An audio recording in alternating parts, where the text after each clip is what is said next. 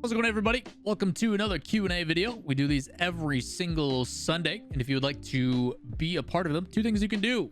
Number one, leave me a comment down below with your question. See one you like, make sure you like it as well so they go to the top. Makes it easier for me to answer the ones that you guys like the most. Or stop by the Twitch channel, twitch.tv/Lawler. We hang out every Tuesday and Sunday are the only days we take off, so come hang out with us. Come ask your questions. I try to alternate between both the comments as well as the Twitch chat, as long as I can kind of give you guys a more elaborated answer on it. And I've been trying to, even the simple ones, just give you a quick answer of like, yes, no, this is it, and go through. So first question is going to come from the Stolen, or El Stolen. Do you think that including some of the minor regions in the main broadcast could be a good way to make these regions more profitable? This would bring more attention to these regions for sure. It could be helpful to start breaking that idea of UNA supremacy and minor regions are trash, or they only have one good team. So there's a couple things about this that are difficult. Number one, just because you put something on the mainstream doesn't necessarily mean people are going to watch it. While naturally more people will watch because it is on the mainstream, there's a couple conflicts with it. Number one, you need to set a precedent of where your audience can go and watch. For example, if I start putting out a bunch of gameplay videos on my channel, no one's going to watch them because they come here for news-related stuff and everything else, which we're trying to change. If you guys didn't watch my thank you video, go check it out. But you kind of set a precedent. So the mainstream or the Rocket League Twitch channel sets a precedent of like, these are the matches, this is when you watch them, etc. The other side of it is it kind of overlaps. There is multiple minor regions going on at the same time as the main one, and not always do they have the ability to showcase those both at the same time. So that's part of the difficulty. Ways they could do it: show matches, one-off stuff, off-season events they could run. Without a doubt, there could be ways to use the growth and the size of the main channel to showcase some of these minor regions as well. And that also applies towards World Championships. That also applies to stuff like the international majors. The ability to showcase some of these teams against the other regions is kind of the easiest way to do it. So it will come in time, but overall, it does feel like they need to create a foundation, which for some of them, like APAC, MENA, SSA, this is the first time they've ever had it in the first place. So it'll get there. We got to give it some time. Next up, Anak says, this season we saw 3 formats throughout the splits. Do you think next season they'll use the same ones? And in the same order, what formats would you like to see tested? I have beaten the format conversation into the ground and have explained it in a way, so I'm going to make this super simple. At the end of every single season, Psyonix's staff for their esports team is going to go back to the drawing board and say, hey, these are the things that worked. These are the things that did not work. How can we make them better? Last season, way too many events, too many times people were burnt out. They got rid of the grid. They simplified things a little bit, made it a little bit better. Turns out it's still too much in my opinion. So now I assume the conversation is going to be along the lines of, do we keep 3 regionals? Do we go to 2 regionals? Do we simplify the formats even more? How do we go about it? Do we expand the teams? Do we check out the wildcard seedings? Do we give more spots allocated to these teams? All that stuff has to be in the conversation. And one of those things, without a doubt, is definitely the format. In my personal opinion, I think 3 regionals is fine. I think a regional every other week isn't that bad. The issue I have is that each regional needs to have less lives that are allocated. There is no reason that you should be given 3 lives in Swiss and then given another life in double elimination. There needs to be some sort of finite, if I lose this tournament, I am out. Luckily, I have tournament number 2 and tournament number 3 to show up to balance those out. Case in point, if FaZe goes out early in a tournament, they still have regional 2 and 3 to make up that result in order to get to the major. There needs to be a strictness that is applied so we stop having these ridiculously long broadcasts with people getting burnt out and having to play, 8-hour days and like that. It's just too much. So my personal opinion, you still have 3 regionals and you use a stage in the early matches, your Fridays, to break down stuff. For example, if you do a Swiss stage with 16 teams, you do that on day 1 broadcast on Friday. That is how you go from 16 teams down to 8. Saturday is quarterfinals, which is 4 matches. Sunday is semifinals and grand finals, 3 matches. 4-hour broadcast, 3-hour broadcast, and then your team streams. To me, that's very easy to consume as a person who likes Rocket League every week. You still have extra lives to make sure. And yes, there is going to be upsets, but at the end of the day, man, you got to win the matches in front of you. You got to create that separation in some capacity. and Rocket League is getting really close. But at the end of the day, that's also what makes it entertaining. It's what makes it exciting. Teams are damn good now. So I personally, some sort of group stage format. It can be single elimination, or not single, that'd be brutal. Double elimination groups, round robin groups, Swiss, whatever, into a single elimination bracket. That's how I would do it. That's what I want for formats. Whether they do that or not, we'll have to wait and see. Amine, why do you think Psyonix didn't include Morocco in the MENA region, despite the fact that Morocco is part of North Africa? I honestly don't know. So there was a player that was Moroccan way back in season 3 that qualified for the RLCS by the name of Itachi. You should recognize Itachi because he now plays for K Corp and just performed quite well at the Spring Major. I don't know if it's a legality thing or what the reasoning is about allowing certain regions to compete and other ones to not. I don't know. I have no idea. I've tried to look in the rules before as to why the classification is for certain regions and other ones aren't. But I've never gotten a direct answer, nor have I ever really asked Psyonix of like, hey, why aren't these allowed to compete? I assume there's a legal precedent or something behind the scenes as to why it is, but candidly, I just don't know. I really don't. Which team has better bounce back potential? NRG, BDS, or DIG? Out of all of those in the current form, BDS is the easy answer. BDS as a team altogether has shown insane, absolutely insane results. And on the other side of that, the LAN result was the one thing that was lacking. Dignitas has shown fundamentally there is some issues with their playstyle, and we did get to see a glimpse of what they're working towards, but I don't know if they're going to have enough time to do that before Dallas or from Fort Worth. We got to see a little bit of Gamers 8 when they simplify their playstyle. They position a little bit wider, they go for a lot more passes, and they work the field, and then use their mechanics to supplement that. They look absolutely unstoppable. The difficulty is they do default back to the mechanic challenge everything heavy, and they overlap a little bit. As for NRG, I don't know what's going on with NRG altogether. And it could be that they also are trying to build upon something or trying to identify a new play style or try to break some habits that they've had. NRG has always been a high percentage. Go for the thing that is the best option. Don't challenge that. We won't get anything out of it. Make sure that you slow down here so you can win a 50 and play. Like the play style that NRG has been successful with for so long is being beaten by up-and-comers that don't feel consequence. It's actually really impressive to see how Rocket League has gotten to a point where like you need to go for risky stuff all the time and just trust your teammates to do it. And that's a tough habit to break. So as of right now, I think BDS just had an off performance and most likely compared to anybody is the best team to bounce back. It's a good question. I do like that one, but again, you just never know.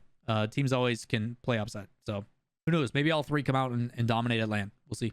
Now that Gamers 8 has happened, do you think Psyonix will put more support towards large third-party tournaments in the off-season? Oh, they always have. I think Psyonix has always tried to support off-season tournaments. We just saw Gold Rush get announced as well. I don't think Psyonix has ever really shied away from it during the off-season. It's just the difficulty is when it's during the on-season, there's just too many events going on and players are burnt out and they won't do it. I'm surprised as many teams showed up to Gamers 8 as they did with Dallas being 2 weeks later. So I think that is part of the difficulty. But during the offseason, when people have downtime, not only do they want to take vacation and like take some time away because they just grinded for 10, 11 months straight, there is teams that are also trying to test out and try out new play styles, new players, new rosters. So yeah, I don't foresee why not. I just think it comes down to like, I can probably say if I wanted to, I could probably approach Psyonix and say, hey, I want to run a tournament. This is what I want to do. Would you be willing to provide funding? And they would probably they'd probably hear me out and possibly support it. So I don't think they're ever against it. It's just a matter of, I know that players after this season are going to want to take up an extended break. Rightfully so. I do think there is potential. Maybe you start to see more 1s and 2s tournaments, potentially. But I don't think Rocket League or RLCS will ever implement 1s and 2s into their format. It doesn't make sense with their vision of traditional sport, 3v3, traditional map, keep same. So yeah, I think the crew battles were sick. Maybe Gamers 8 becomes a yearly Gamers 8 crew battle type tournament. I think that'd be sick. Something to look forward to every year. I don't think there's anything wrong with that. You don't always have to compete with the RLCS. You can do your own thing. Like, I think an organizer, I think a tournament org or an organizer like a TO, like BTS, every single one of them should have a specialty. Where's the all-star event? Which organizer is going to step up, find the funding, the securing, the all the backing and get the sponsorships and do an all-star event and do it every year. I think it'd be awesome. Next question comes from Valkyr. I'm sorry if I butcher that. Do you think the rate of improvement among the Rocket League player base is increasing, stagnant, or decreasing? I feel like players nowadays go from GC to plat, very few low hours due to the resources they access. Yeah, I've talked about this quite a bit. Primarily, it has, I wouldn't say it's stagnant. It's just not improving at a rapid rate that we once saw. You're talking the new influx of players coming from free to play have, like you said, a lot of resources, you know, how to speed flip, quick aerials, flip resets. All the tutorials are out there compared to when we started. So when the player base was young, everything was able to improve at such a rapid rate because everything was so fresh and like people were still learning the basics of the game. But a lot of the high level mechanics have pretty much been identified at this point. And there's always the anomaly that, you know, maybe in a year from now, someone hits this crazy thing that we've never seen and it gets implemented. I mean, you saw the, what would we call it? The helix jump or whatever the heck it was identified, where you can save your flip off the wall.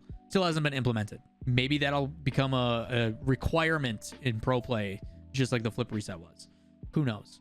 But I do think that we are not seeing such a rapid improvement just due to the fact of how good and how mechanical players have gotten. And that's going to continue to be that way. So until we see this next generation or this next wave of free-to-play players hit pro level quality, I don't know if we're going to see any massive changes. But I wouldn't say it's stagnant. I would say it's plateaued. Like we had such a crazy ascension and now it's just kind of leveled off. It still goes up a little bit, but it's at the point where I think people are now refining the fundamentals so much that it is the small things like recovery, extending plays with flip resets, and the high level mechanics, and making sure you're in the right position, and all that stuff that is like the difference maker. And the biggest one, consistency. Always consistency, minimizing your mistakes. That is like, you're seeing the chess match of Rocket League at such a high level now. It's absolutely wonderful. I love it. Watching high level Rocket League is better than it's ever been. Question from Nerdy Brain. I got a question, Lawler. Has to do with casting. I'd like to cast Rocket League someday, so I wanted to ask for some tips, like how to build a reputation, tips on how to switch between color commentary and play-by-play. You should never cast with the intention of building a reputation. You should cast because you love it as a hobby and a passion, and it should be something that you do because you enjoy it, because there is going to be a lot of times where you're frustrated, you fall out of love with it, a lot of things that are gonna kind of like push you the other way. So number one is, if you're going to do something, do it because you love it, not because you want to build a reputation or you want to get into the RLCS. Because candidly, for all those trying to get into the RLCS, there's not really any spots available. Their broadcast team is like 20 some people. And even if they go to a like NAEU studio, the chances of getting picked in the RLCS, like Synox has got a good team. The RLCS broadcast team is really damn good. And unless you're like a Captain Flowers type situation in League of Legends, like there's no real reason for them to pick up anybody. Like they're happy with their people, unless you're like a former pro that is like got a crazy person. Like it's unlikely that you're gonna make RLCS. So make sure you're doing it for the right reasons. And that's not to say that you can't learn something and maybe have those opportunities present itself. Doesn't mean you can't do like other secondary things. Like I just did Gamers 8, I did WePlay, I did like, I'm not part of the RLCS crew and I still earn a living casting Rocket League. So again, it just depends on what you're trying to get to and what your goals are. But a lot of it, and it kind of sounds like a cop-out, but it is experience. Cast anything and everything. Go look at VODs. Go start community streams where people in your community play on Twitch. Cast those. Like, you just need to get reps in. There is no reason, and there's nothing stopping you from being ambitious and driven. And everybody who asks me, like, hey, man, I want to do what you do. I want to cast. How do I do it? The first thing I always tell them is you'll never make it. And if that's enough to deter you, you truly won't. You need to be willing to be ambitious and driven and provide yourself opportunities, because there's no guarantee that someone else is. There's always going to be someone who's working harder than you or otherwise. So love it. Find ways to do it. Self-fulfilling ways to do it, whether it be casting your own matches or tournaments or VODs. That's how Wavepunk got picked up, is he casted VODs of old like pro matches and show matches and in like ESL MLG days. And then from there, reach out to tournament organizers, whether it be Indie Gaming League or whatever. Say, hey, I want to cast. You have an reach out to tournament organizers, big or small. You got to put yourself out there. So, but it is not going to happen overnight. It is. I can't even begin to explain how many hours of casting I've done over the however many years it's been. You got to put in the hours. The biggest one. But it comes from experience. Between play-by-play and color, got to try them both. Gotta try them both. Strawtech asks, hey, I asked this earlier in chat. What do you think people doubt SSG so much as of late? They have shown a lot of solid gameplay and show they're a top tier competitor. This question could also apply to other teams that people keep doubting despite results stating otherwise. I don't know. I don't know if it's just like a bias or what, but yeah, I do see quite a few people, and I honestly don't know why, Strawtech. I don't know if it's just they see other teams and won't look past like the top, but I don't know. I think people, and this is a generalization, I could be very wrong on this.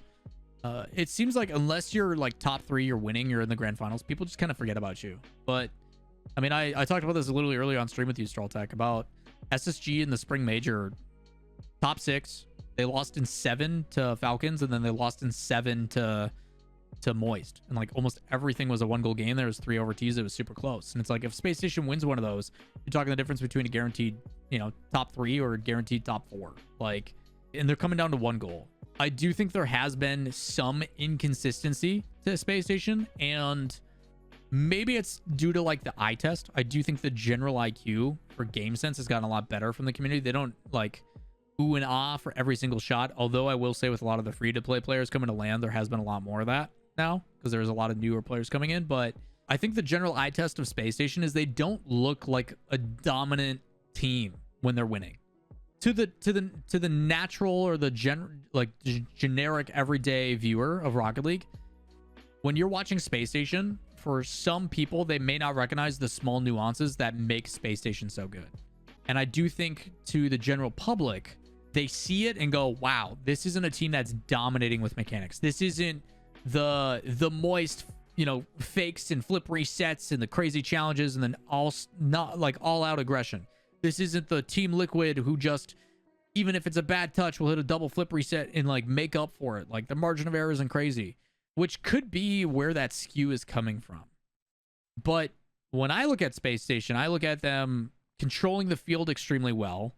Their defense finds a way to clear the ball and facilitate in a way that they don't really feel like they're ever too low on boost. And when they need to clear the ball, they do it with pace and control. They mix up their play style a ton. And they have arguably one of the greatest coaches in the game when it comes to making adjustments mid-series in Chrome. They have a crazy up-and-comer in Daniel, who also is shown to be extremely clutch in high-pressure situations. You have good leadership in Reddles and Arsenal, which has shown insane pop-off potential. Now, in contrast to that, and I will show some negative, there is times where the consistency is their issue, without a doubt. But I will say, Space Station on LAN still scares the ever-living heck out of me. On LAN, that team is dangerous. And if vibes are going and they've got that like that positive energy with them and mentality is going well, they can beat anybody. They are a team worthy of a world championship title. They can do it. I don't know if it's just based upon the general public's eye test looking at Space Station and they don't see all the crazy mechanic, flashy, challenge, everything, whatever. That is the current like meta, the new in thing. But to me, Space Station looks like a less consistent Falcons. Falcons have obviously the ability to pop off with every individual player. They're always in the right position. They always usually make the right decision to pass versus shoot versus take it solo. And for the most part, Space Station does a pretty good job of that too. So maybe it's just the general eye test. But Space Station has the means to pop off and beat anybody in the world. Same thing can be said about V1. Same thing can be said about FaZe. Same thing can be said about most of the teams in Europe. Like, when you talk about top 8, like when we get to the final 8 teams of the World Championship Sunday, they're running 7 best of 7s, run it, and you say, hey, who's going to win? Flip a coin, throw a dart, whatever you want to like reference it to. I have no clue. And I love that. Absolutely love that. So that's what I got for you. But that's going to do it for today's Q&A video. Appreciate you guys asking questions as well as hanging out in chat. If you guys do have additional questions, we do this every single Sunday. Let me know in the comments down below what you got. Like the ones that you see so they go to the top because those are the ones we usually answer. And shout out to chat as well for asking some really good conversation pieces today, as always. But that is going to do it for today's video. Like, subscribe, notifications. You guys know how it goes. We'll see you in the next one. Peace.